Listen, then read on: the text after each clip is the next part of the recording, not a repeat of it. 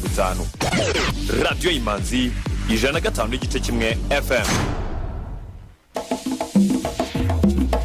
We got you updated. This is Radio Imanzi News in English.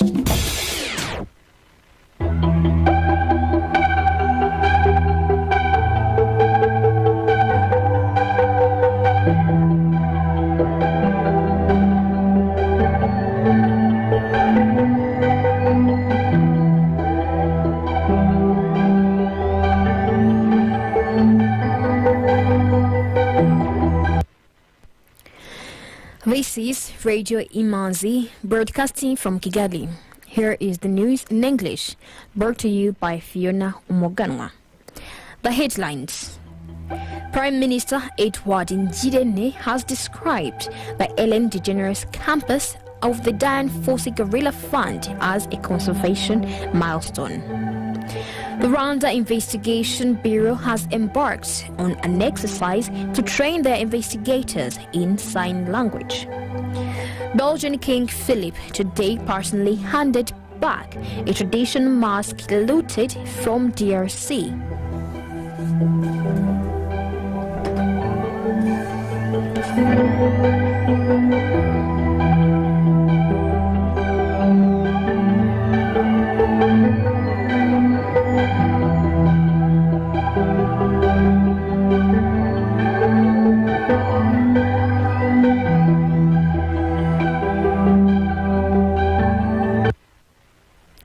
Welcome back.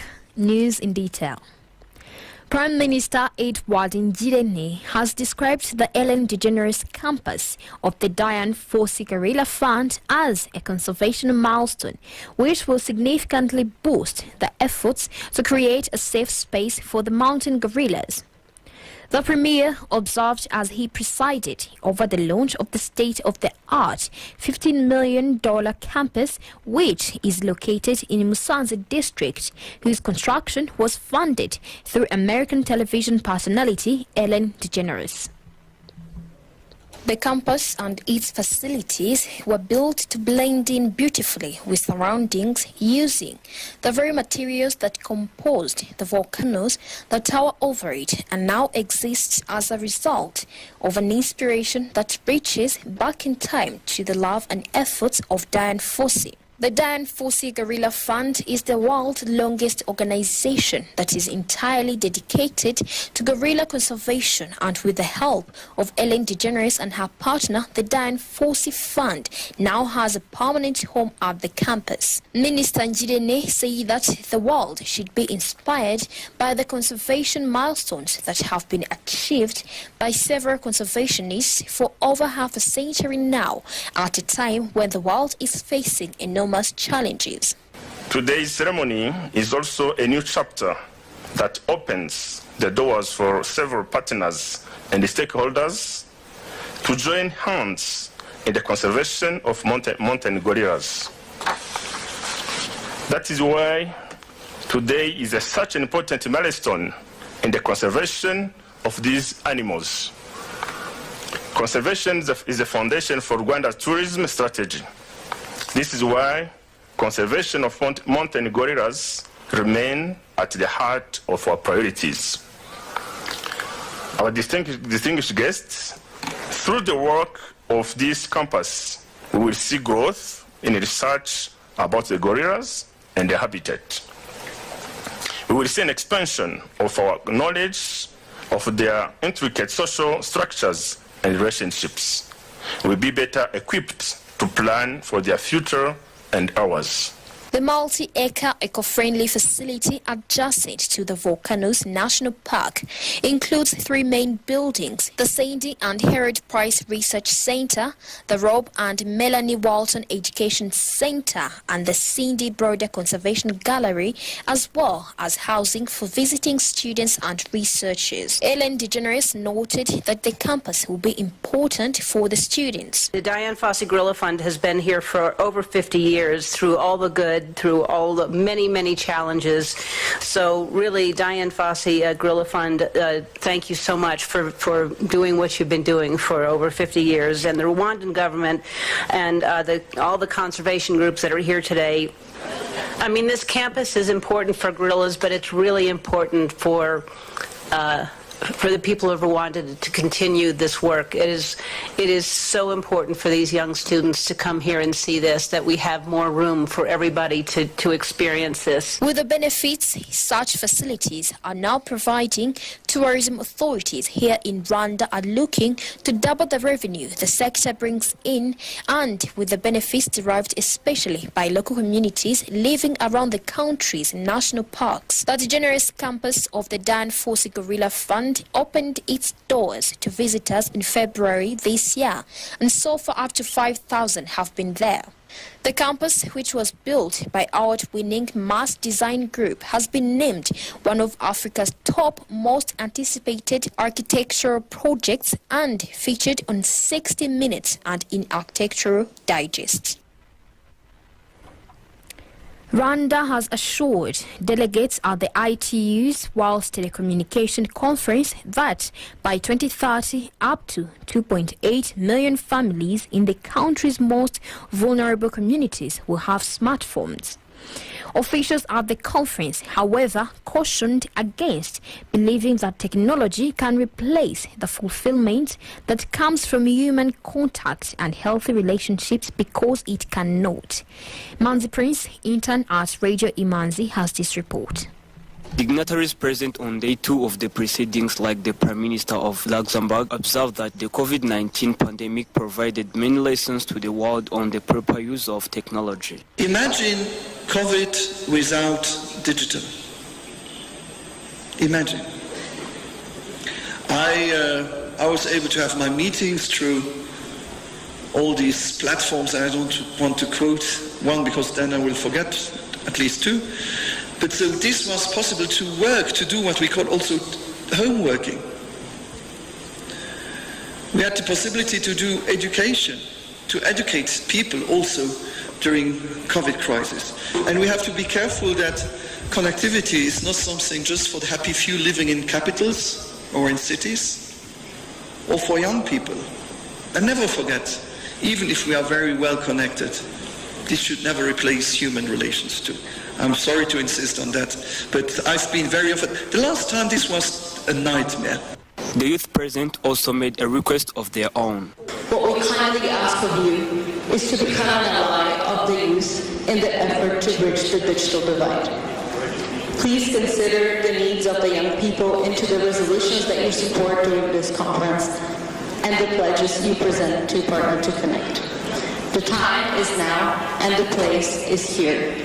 Wrapping up, global connectivity has gained urgency amid the COVID-19 pandemic of the past 3 years. While internet use surged in 2020, reaching 4.9 billion users worldwide, some 2.9 billion remained unconnected and in growing danger of being left behind. Participating nations made known their technological goals moving forward, and Rwanda was an exception. The Minister of ICT and Innovation, Ingabire Paula, noted that Rwanda will increase the digital access and inclusion. For Rwanda, we'll increase the digital access and inclusion through investments in digital access enablers, focusing on underserved areas and groups. This includes support for smart device affordability, financing schemes, as well as the local connectivity access schemes targeting unconnected governments, offices, schools, hospitals, and public areas. We'll also work to help and support the vulnerable households to ensure that each household in the country owns at least a smartphone. There are at least 2.8 million households that need to be equipped with smartphones by 2030. But also, as we think about smart devices, heeding the call of the youth representative, we're also committing to connect all schools to ensure that all the students in schools have access to information, have access to devices that will allow them to engage in the hybrid mode of learning that we're seeing ourselves venture into today. To strengthen international collaboration, this 8th WTDC places added emphasis on new strategies to encourage commitments from both the private and public sectors to rapidly ramp up inclusive, sustainable connectivity through the Partner to Connect Digital Coalition. The World Telecommunication Development Conference was preceded by the Generation Connect Global Youth Summit that was concluded last week in the city, the first time either have been held on African soil. Various officials have said that the effects associated with drug abuse are not only related to health but cut across the sectors of education, economy, security and social impacts. They said this during the launch of a nationwide campaign against drug abuse among the youth which took place in Kayonza district. Dr. Tarsise Munga, the state minister in charge of primary health care in the Ministry of Health, reiterated some of the effects of drug abuse in the society. He said drugs destroy people's lives. They lead to family conflicts, murder, robbery, and can totally destroy the Rwandan society, and that is why it is among the most challenging vices, and combating it also requires more efforts.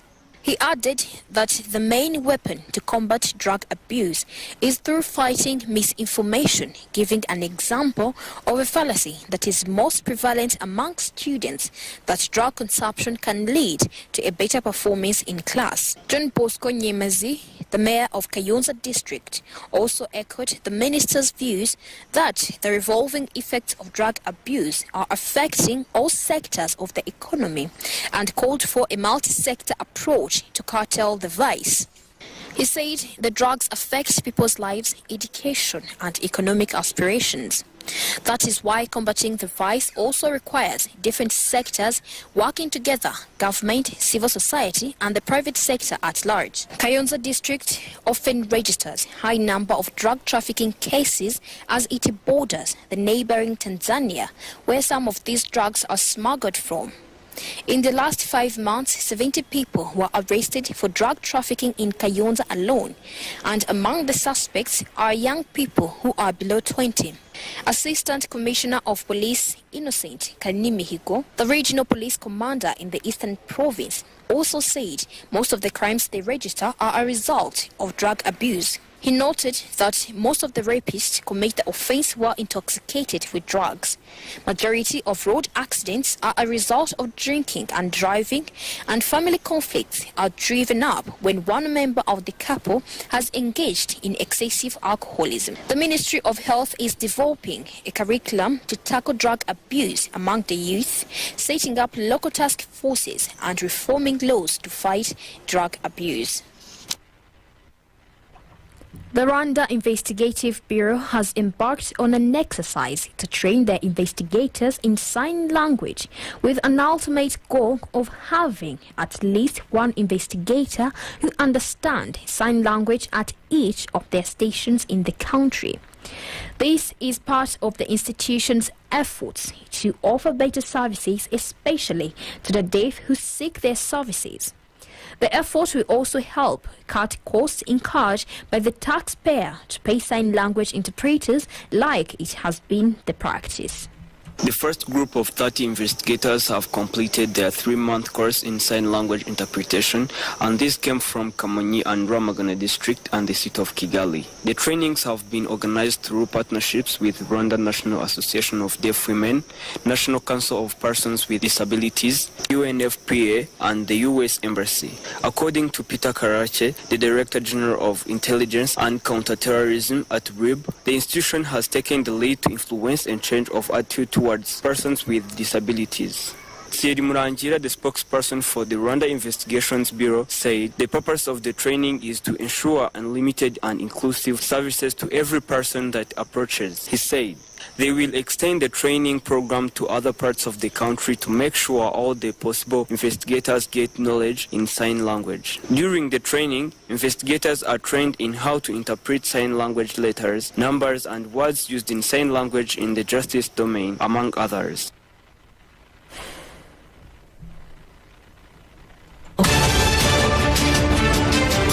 some items of international news on Radio Imanzi.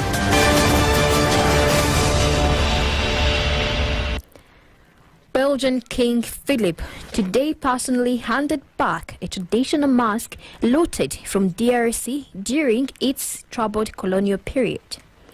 King Philip, who arrived in Kinshasa for his maiden visit to Africa's former biggest Belgian colony, was not even born yet when the mask was looted. But his visit was made with what his forerunner monarch King Leopold did to the Congo, including looting and plundering the country's resources. The mask had been looted and stacked away in Brussels for more than 70 years ago by a Belgian researcher. King Philip said that his country's rule over DRC had inflicted pain and humiliation through a mixture of personalism, discrimination and racism. Sudan's patients in need of urgent medical care are feeling the pinch of the ongoing political turmoil as well as high-level inflation as the price of drugs hits the roof. The combination of two problems have seen prices of basic medicine rise uncontrollably as ordinary folk struggle to use the ever-weakening Sudanese pound to make purchases in a country where civilians are already bearing the burden of high costs of food and fuel. This week, pharmaceutical sellers have justified price hikes, citing higher import bills from a weak Sudanese pound. They say they are pushing the extra cost to consumers. Sudan, which had a relatively strong local pharmaceutical industry for basic drugs, has also said the raw materials have become expensive, prompting a raise in medicine prices by 30%. Algeria has suspended its 20-year-old Treaty of Friendship, Good Neighborliness and Cooperation with Spain. However, no reason was given for the decision, which was taken by Algeria's top security council, even though tensions are simmering between Algiers and Madrid over recent Spanish comments on Western Sahara, as Spain has shifted closer to Morocco's position on the conflict there. Algeria is a key gas supplier to Spain and is expected to review prices for any new gas contract with Spanish firms. The Economic Community of West African States says it regrets a decision by Mali's interim government to delay the return of civilian rule by 24 months while negotiations between the two sides were ongoing. Mali's military government, which first came to power in an August 2020 coup, issued a decree fixing the 24-month timetable to be counted from March 2022. The bloc said in a statement that ECOWAS regrets that while negotiations are still ongoing to reach a consensus, the Malian authorities took this decision on the transition. The statement said an ECOWAS negotiator would continue to engage Malian authorities to reach a mutually agreed timeline. A group of soldiers have killed 9 villagers, including an 18-month-old girl, in a manifestly disproportionate and hasty response to a confrontation in northwest Cameroon. The Defense Ministry said in a statement that the 4 soldiers were searching for a missing comrade in the village of Mason when they came across a group of angry villagers at night, in an inappropriate reaction unsuited to the circumstances and manifestly disproportionate to the hostile villagers' refusal to cooperate. The soldiers, in a hasty reaction of self-protection, used their weapons. The statement said the victims were 4 men, 4 women and the infant. A 1-year-old child was lightly injured and taken to hospital. Economic news is a regular feature on Radio Imanzi.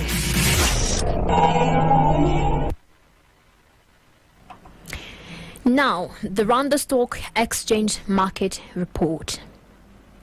The trading session recorded a total turnover of 266,445,345 Rwandan francs worth of bonds traded in 3 deals on the fixed income market and 12,898,800 Rwandan francs from 53,600 shares traded in 8 deals on the equities market.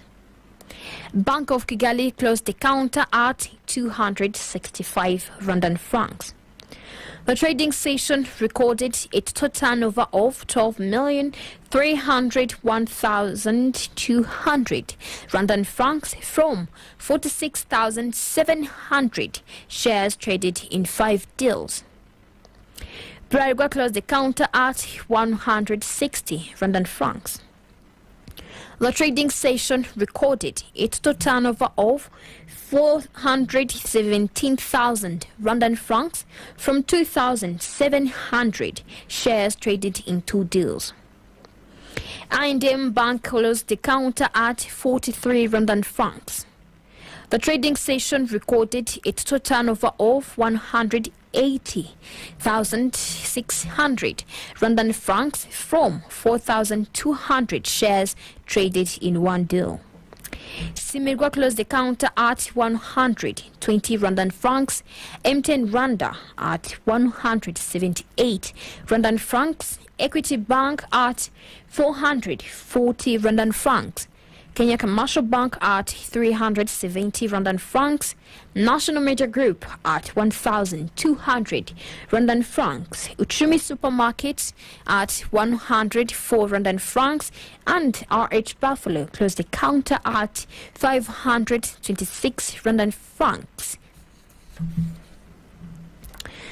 The currency market review of today. The Kenyan shilling buying price was 8.6 Rwandan francs and the selling price was 8.8. Tanzanian shilling buying price was 0.43 and the selling price was 0.44. Ugandan shilling buying price was 0.27 and the selling price was 0.276. Burundian franc buying price was 0.49 and the selling price was 0.5. The US dollar buying price was 1,012 Rwandan francs and the selling price was 1,032 Rwandan francs. The British pound buying price was 1,272 Rwandan francs and the selling price was 1,297 Rwandan francs. The euro buying price was 1,081 Rwandan francs and the selling price was 1,103 Rwandan francs. With that, we come to the end of tonight's edition.